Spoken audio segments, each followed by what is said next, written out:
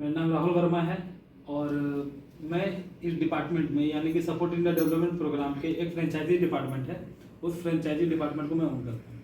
ठीक है, तो सबसे पहले कुछ जानकारियाँ दे दूँ कि यह किसी प्रकार का कोई कंपनी वगैरह नहीं है, क्योंकि कंपनी या कोई व्यवसाय उसमें अंतर होता है।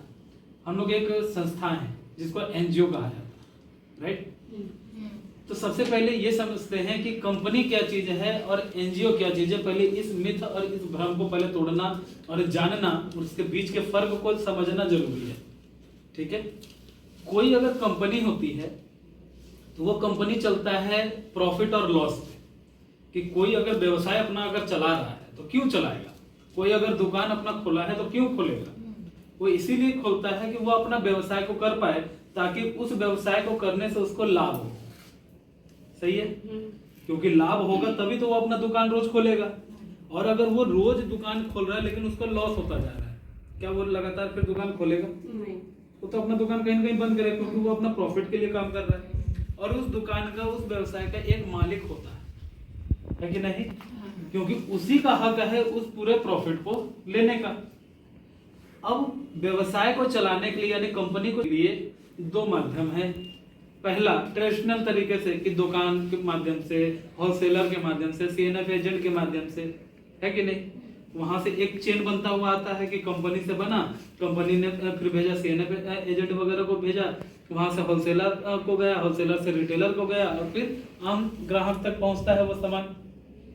अब बीच का जो भी यानी कि मार्जिन होता है, अगर मान लेते 100 रुपए का अगर प्रोडक्ट है और उसको बनाने में अगर 20 रुपए का अगर खर्च लगा है, तो वो सारा खर्च वगैरह निकालने के बाद जो पैसा बचता है वो बांटा जाता है। तो इसको भी चलाने के दो रास्ते हैं। एक तो जैसे मैंने अभी बताया कि ट्रेडिशनल तरीका, वर्किंग का तरीका, वो भी एक बिजनेस है। ठीक है, तो ये सारे जो व्यवसाय होते हैं उन सभी का एक मालिक होता है। ठीक, प्रॉफिट लॉस पे काम कर रहे हैं। ठीक उसी जगह पे एक संस्था भी है जिसको एनजीओ बोलते हैं, नॉन गवर्नमेंट ऑर्गेनाइजेशन। संस्थाएं जो होती हैं वो नो प्रॉफिट और नो लॉस पे काम करती है, यानी उसका कोई प्रॉफिट या कोई लॉस नहीं होता। क्यों नहीं होता? कारण है उसके पीछे, क्योंकि पैसे का लेन देन तो कंपनियों में हो रही थी। ठीक है, क्योंकि पैसे देते थे, सामान लेते थे। संस्थाओं में भी पैसे का लेन देन हो रहा है, लेकिन यहां पर जो पैसे जो आते हैं वो आता है charity and donation. Charity donation क्या है? जिसको दान कहते हैं। संस्थाएं हैं क्या? पहले संस्था के विषय में जानते हैं कि संस्था चीज क्या है। आज से पहले बहुत कुछ सुने थे। संस्थाएं बेसिकली होती हैं कि समाज सेवी संस्थाएं हैं जो कि समाज का सेवा करती है, सामाजिक मुद्दों के ऊपर में काम करती है। समाज में अनेक अनेक मुद्दे हैं। कोई संस्थाओं के बारे में आपने सुना होगा कि गरीबों में जाकर के राशन बांट रहे हैं, कोई संस्था है गरीबों में कपड़े बांट रहे हैं, है या नहीं? कभी सुने हैं या नहीं? देखे हैं इस सभी चीजों को कभी? जैसे ताजा ताजा उदाहरण देते हैं, कोरोना का नाम तो सुना ही होगा सबों ने। 2 साल के लिए सभी लोग अपने अपने घरों में कैद हो गए थे, हुए थे ना? सभी लोग पीड़ित थे, लेकिन उसमें कुछ संस्था वाले लोग ही बाहर निकले जिन्होंने फ्री में मास्क बांट रहे थे, दवाइयां बांट रहे थे, सैनिटाइजर बांट रहे थे और घर घर जा करके राशन का थैली भी पहुंचा रहे थे या नहीं?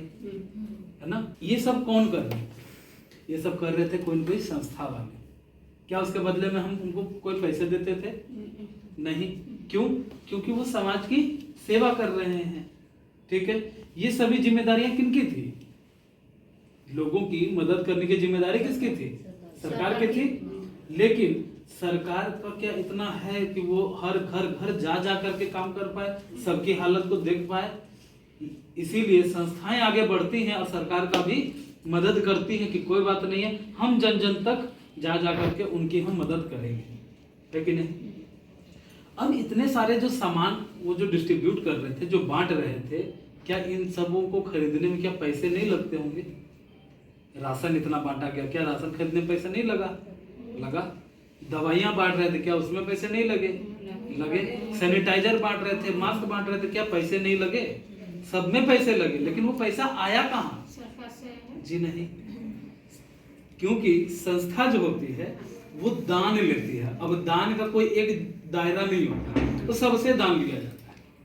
ठीक है, अब इस दान कैसे आता है उसका एक एग्जाम्पल के रूप में समझते हैं। दान क्या चीज है, कैसे कैसे आता है। अगर हम लोग अंग्रेजी शब्द में कहें तो इसको कहते हैं चैरिटी या डोनेशन। ठीक है, हिंदी में कहते हैं दान, भिक्षा, और शुद्ध देसी भाषा में कहें तो कहते हैं भीख मांगते हैं।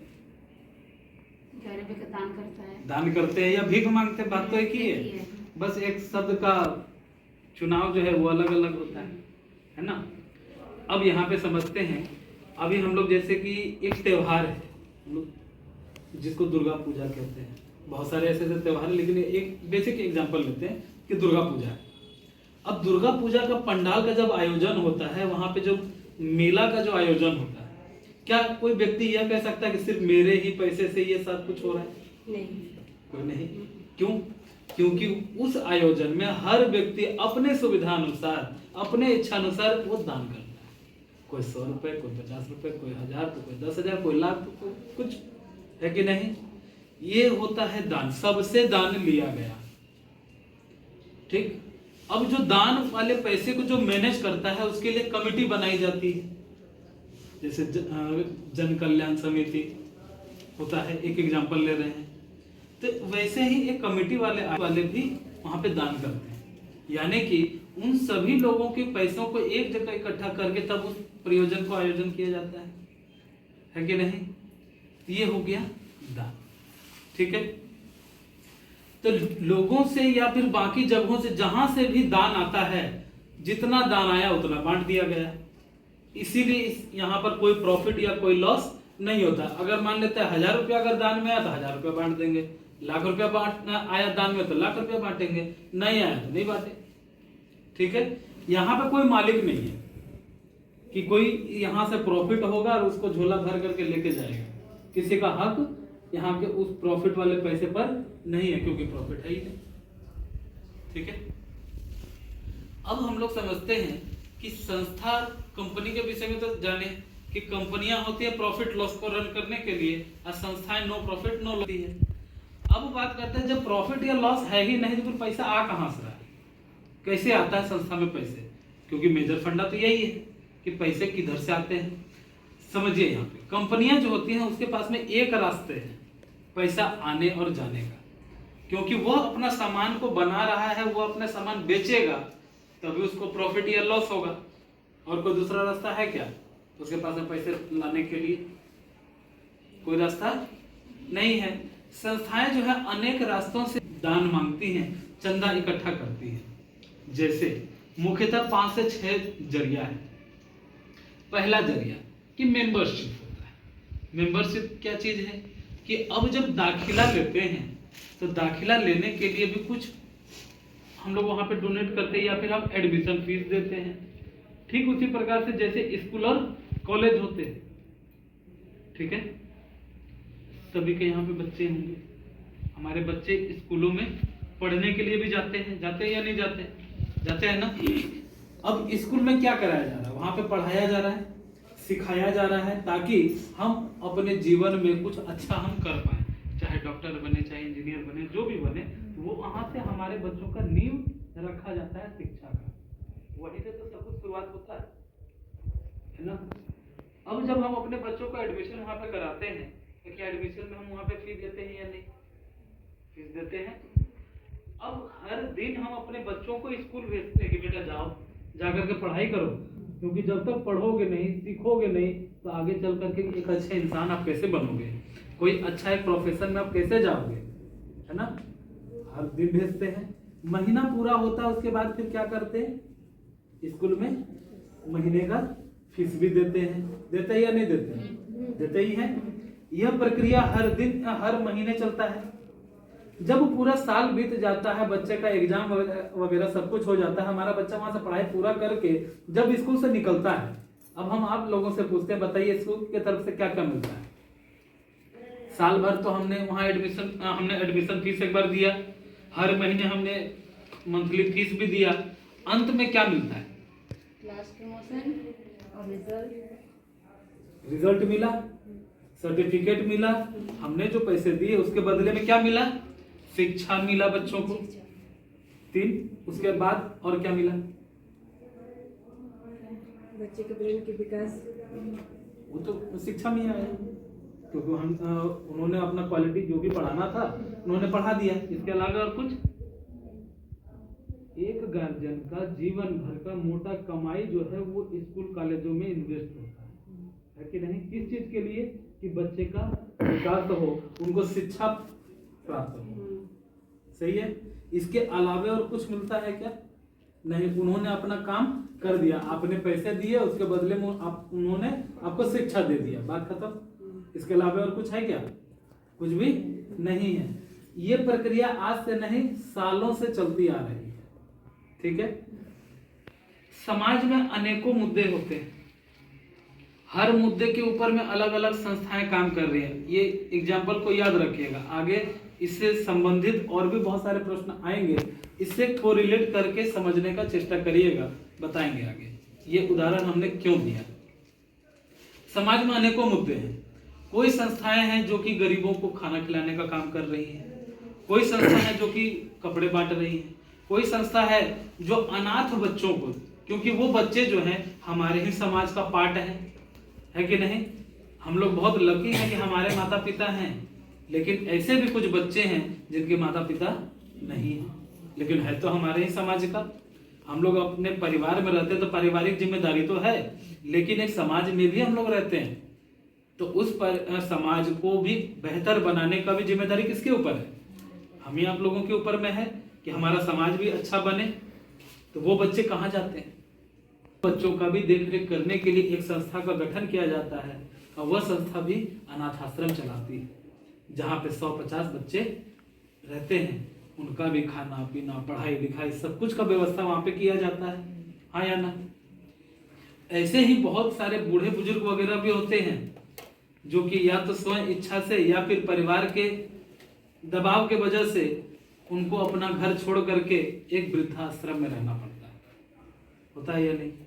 अब उनका भी तो खर्चा है, उनका खाना पीना, कपड़ा लत्ता, दर दवाई, और कल दिन जब वो भगवान को जब प्यारे हो जाते हैं तो उनका भी पूरा क्रियाकलाप का जो भी खर्च होता है वो सब कौन करता है?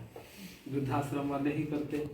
तो क्या इन सबों में खर्च नहीं होता? ये सब में खर्च होता है, लेकिन ये खर्च आता कहाँ से है? ध्यान से समझिए, जैसे कि मैंने पहले बताया, मेंबरशिप।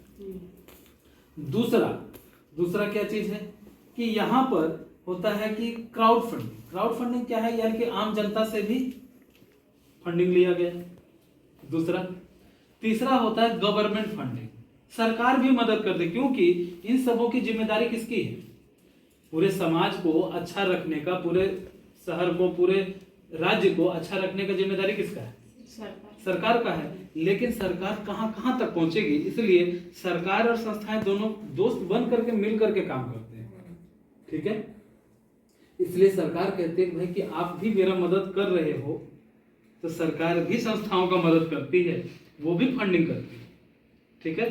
सेंट्रल गवर्नमेंट हो चाहे स्टेट गवर्नमेंट हो, वो भी मदद कर रही है, लेकिन उनका एक नियम है, वो तभी अपना डायरेक्टली मदद कर सकती हैं जब तक संस्था 3 साल पुरानी ना हो, ठीक है? वो तभी डायरेक्ट मदद कर सकती है। अब अगर कोई 3 साल, तो ऐसा तो नहीं कि आज जन्म लिया आज ही से 3 साल हो गए, 3 साल में तो समय लगना है, तब तक तो वो डायरेक्ट मदद नहीं कर सकती। तो सरकार क्या करती है कि दूसरा रास्ता खोल देती है कि भाई चलो हम डायरेक्ट अभी आपकी मदद नहीं कर सकते, लेकिन कुछ ऐसे रास्ते हम आपको बता देते हैं ताकि आपको वहां से भी फंडिंग आए। फंड आएंगे तभी तो लोगों तक, जन जन तक जा करके हम उसका मदद कर पाएंगे। जब फंड ही नहीं रहेगा तो कैसे मदद करेंगे? तो 2 रास्ते वो हैं, पहला है 12A और दूसरा है 80G। 12A क्या चीज है, समझ आ रहा है मेरी बात? 12A एक सर्टिफिकेट है और 80G भी एक सर्टिफिकेट है, लेकिन ये दोनों सर्टिफिकेट देता कौन है? सरकार। कौन सा सरकार? भारत सरकार। भारत का आयकर विभाग, income tax department of India, ये दोनों सर्टिफिकेट देती है। किसको? सिर्फ और सिर्फ एनजीओ को, जो कि समाज सेवा कर रहे हैं। कंपनी को नहीं मिलता, ये दोनों कभी नहीं, ये सिर्फ संस्था को ही मिलती है, क्योंकि पहचान तो होनी चाहिए कि भाई हम कैसे मान लें कि ये संस्था है, हम कैसे माने कि ये कंपनी नहीं है। आप इससे अंदाजा लगा सकते हैं कि 12A और 80G का अगर सर्टिफिकेट हमारे पास है, इट मींस हम संस्था है, कोई कंपनी नहीं है, क्योंकि ये दोनों सर्टिफिकेट सिर्फ और सिर्फ संस्था को ही मिलती है, कंपनी को नहीं मिलती। क्यों नहीं मिलती, कारण है उसके पीछे। 12A क्या चीज है, पहले उसको समझते हैं। 12A का जो सर्टिफिकेट है वो होता है कि टैक्स फ्री, यानी कि टैक्स लगता है, किसी भी तरीके का अगर लेन देन हम लोग करते हैं तो वहां पे सरकार को टैक्स देना होता है। जानते हैं कि नहीं इस बात को। अब जो कंपनियां हैं वो तो भाई अपना व्यवसाय कर रही हैं, बिजनेस कर रहे हैं, तो उसको तो भर भर करके टैक्स देना होता है, जीएसटी वगैरह सब कुछ देना होता है। लेकिन यहाँ पे जो संस्थाएं जो काम कर रही हैं उनका भी लेन देन हो रहा है, लेकिन सरकार ने एक प्रावधान दिया कि आप यहाँ पे समाज की आप मदद करते हो, सरकार की आप मदद करते हो, तो भाई मदद के ऊपर में हम थोड़ी टैक्स लगा सकते हैं, लेकिन कैसे माने कि आप मदद कर रहे हैं। तो आप एक काम करिए, आप 12A का लाइसेंस ले लीजिए, ठीक है। इसीलिए संस्थाएं जो है वो 12A का लाइसेंस ले लेती है ताकि वो सरकार के टैक्स के दायरे से बाहर हो जाए। तो हमारी संस्था के पास में 12A का लाइसेंस है, यानी कि हम जो भी लेन देन करते हैं वो टैक्स के दायरे से बाहर होता है, हम पर टैक्स नहीं लगता। एक वो भी फंड का जरिया हो गया, यानी टैक्स भी बचा।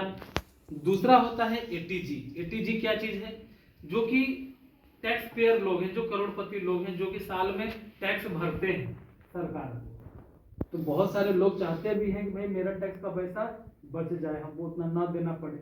तो उनके पास में प्रावधान होता है कि वो अपने इनकम का कुछ परसेंटेज जो है वो संस्था को दान कर देते हैं, ताकि जो संस्था है वो उनको एक रिसिप्ट देती है। उस रिसिप्ट के ऊपर में उसके टैक्स पर उनको बहुत भारी भारी डिस्काउंट या छूट उनको मिल जाता है। लेकिन वही संस्थाएं वो रिसिप्ट दे सकते हैं जिसके पास में 80G का लाइसेंस होता है, हर कोई नहीं दे सकता, ठीक है। हमारे संस्था के पास में 80G का भी लाइसेंस है और 12A का भी लाइसेंस है, और ये दोनों लाइसेंस जो है सिर्फ संस्था को ही मिलती है। यहां तक क्लियर है, ये हो गए। अगला होता है CSR फंड। CSR फंड क्या है, अब बड़ी बड़ी कंपनियां भी होती हैं जो कि अपना व्यवसाय करे, फैक्ट्री वगैरह होती है, उनके ऊपर भी एक नियम लागू होता है कि उनके अपने पूरे साल में उन्होंने जो इनकम करा है लगभग 5 करोड़ का अगर उनका टर्नओवर होता है तो उसमें से 2% जो है उनको संस्थाओं में दान करना होता है, ठीक। तो वो उन्हीं को दान करता है जिसके पास में CSR का सर्टिफिकेट है। हमारे संस्था के पास में CSR का भी सर्टिफिकेट है, यानी कि हम उन फैक्ट्रियों से भी हम वहां पे फंड हम ले सकते हैं, उनसे हम डोनेशन ले सकते हैं। एक ये भी जरिया हो गया। अगला होता है फॉरेन फंडिंग, यानी विदेशों से भी फंड आता है। अब विदेशों से जो फंड आता है उसके भी नियम है कि जब तक संस्था 3 साल पुरानी नहीं होती तब तक विदेशों से भी फंड हम नहीं ले सकते, ठीक है।